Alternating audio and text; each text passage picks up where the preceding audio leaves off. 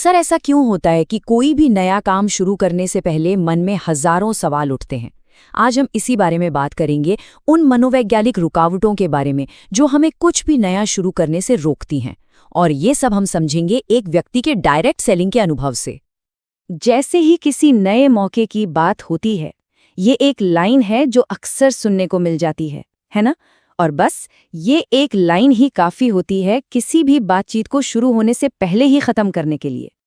और फिर इस दावे को पक्का करने के लिए सबूत के तौर पर क्या पेश किया जाता है? सुनी सुनाई बातें।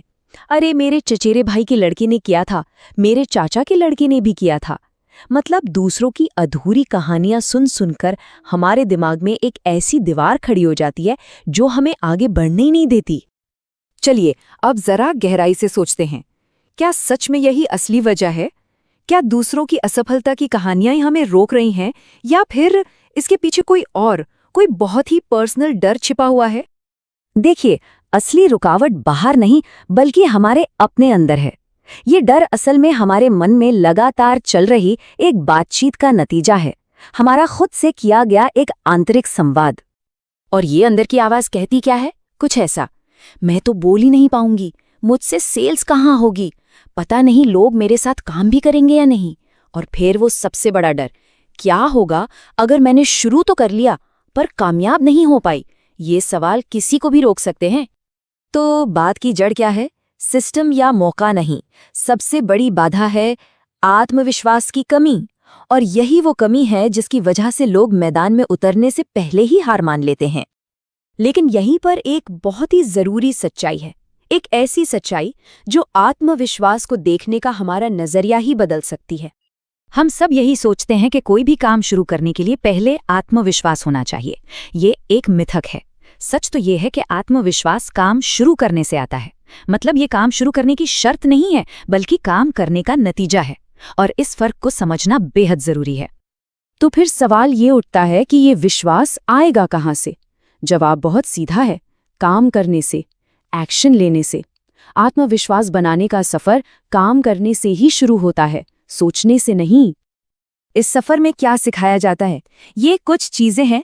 अपनी बात को असरदार तरीके से कैसे रखें, खुद पर भरोसा कैसे करें, पर्सनल और प्रोफेशनल लेवल पर कैसे ग्रो करें, और सबसे जरूरी, आत्मनिर्भर बनने के लिए खुद पर कैसे काम करें। ये पूरा रास्ता कुछ ऐसा दिखता है। पहला कदम, खुद को एक मौका देना। दूसरा कदम, उस काम के लिए जरूरी स्किल्स सीखना। तीसरा कदम, जब स्किल्स आती हैं तो विश्वास अपने आप बनने लगता है।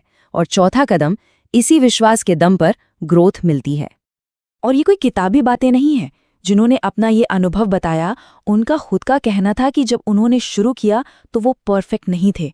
आत्मविश्वास बिल्कुल जीरो था। ये इस बात का सबसे बड़ा सबूत है कि शुरुआत करने के लिए आपको पहले से परफेक्ट होने की जरूरत नहीं है। वो सबसे बड़ा मोड़ क्या था? एक फैसला, खुद को एक मौका देने का फैसला। और बस वहीं से ग्रोथ का सफर शुरू हो गया। ये दिखाता है कि असली शुरुआत किसी स्किल से नहीं बल्कि एक छोटे से फैसले से होती है। तो इस पूरी कहानी से हमें क्या सीख मिलती है? यही कि सबसे अहम है पहला कदम उठाना। और वो पहला कदम कोई पहाड़ चढ़ने जैसा नहीं है, वो बस एक फैसला है। तो आखिर में बस इतना याद रखिए, किसी भी सफलता की शुरुआत बड़े टैलेंट या बहुत सारे आत्मविश्वास से नहीं होती। उसकी शुरुआत होती है एक छोटे लेकिन बहुत ताकतवर फैसले से, शुरू करने के फैसले से।